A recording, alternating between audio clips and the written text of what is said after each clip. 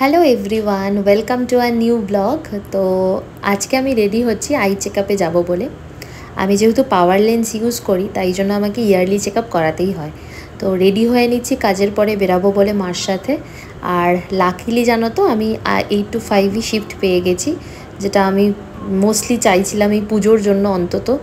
আর আমার এরপরে যেহেতু সায়ক আসবে, তো তাই জন্য আমার এই শিফটটা খুবই দরকার ছিল, কারণ আমাদের দুজন মিলে কোনো কিছুই কেনাকাটি সেরকমভাবে কিছু করা হয়নি, যেগুলো দুজনের চয়েসটা খুব নিডেড। আর ভিডিও কলে তো অতটাও সবটা হয় না, তাই জন্য ওর আসাটা খুব জরুরি। তো ওর আসার টাইমে আমি চাচ্ছিলাম যে আমার যাতে 5টার মধ্যে শিফটটা কমপ্লিট হয়ে যায়, তারপরে যেন আমি সেই দিকটায় টাইম দিতে পারি। তো চলে এসেছি মোটামুটি আমরা সোনারপুর ঘাসিয়াড়াতে, কারণ এই ডাক্তারবাবু বসেন হচ্ছে ঘাসিয়াড়াতে। আগে উনি বসতেন কালীবাজারে আমাদের ওখানেই। তো তারপরে তো আর ওখানে উনি চেম্বার রাখেননি, এখন উনি এটা নিজের চেম্বারই খুলেছেন, দি আই বলে। এটা সোনারপুর থেকে ঘাসিয়াড়া টোটো করে আসতে হয়।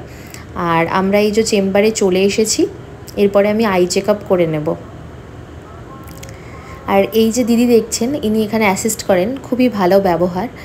আর এই ডাক্তারবাবুর সম্বন্ধে যতটা বলবো ততটাই কম হবে। আমার তো আই ইনফেকশন হয়ে গেছিলো, উনি আমাকে খুবই ভালো ওষুধ দিয়েছেন আর কিওর করেছেন, মানে খুবই ভালো ডাক্তার।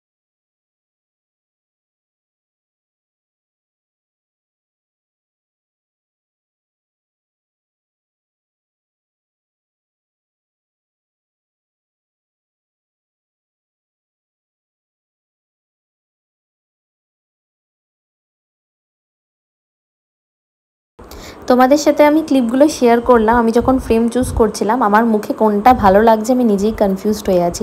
তো তোমরা দেখে জানিও আমাকে কি রাউন্ড ফ্রেমে ভালো লাগছে, না ক্যাট আইয়ে ভালো লাগছে, না যেটা স্কোয়ার ছিল সেটাতে ভালো লাগছে।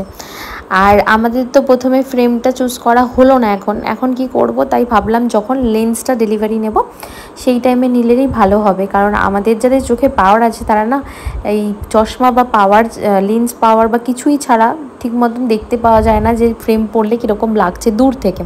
সামনে থেকে ইজিলি দেখা যায়, বা দূর থেকে দেখলে একটা আলাদা লুকে বোঝা যায়। তো তাই জন্য আমি ঠিকঠাক চুজ করতে পারিনি। আর এই ফেরার পথে মার দরকার ছিল কয়েকটা হাতা কেনার। মার দরকার বললে ভুল হবে, কারণ আমি মাকে এটা নিয়ে খুব জ্বালাতন করি যে আমার প্রত্যেকটা তরকারির জন্য আলাদা আলাদা হাতা চাই।